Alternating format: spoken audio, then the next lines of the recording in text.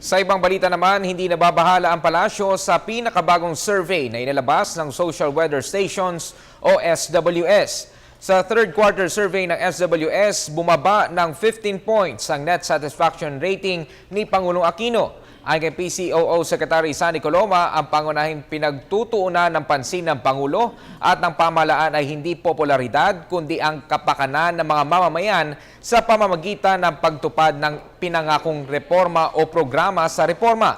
Bukod kay Pangulo Aquino, bumaba din ang third quarter satisfaction rating ni Vice President Jed Jomar Binay. Mula sa positive 76, bumaba ito sa positive 69.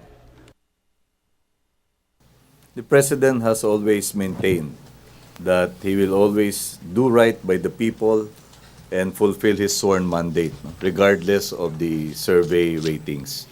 So the President and the administration remain focused on achieving our priority programs in the Philippine Development Plan.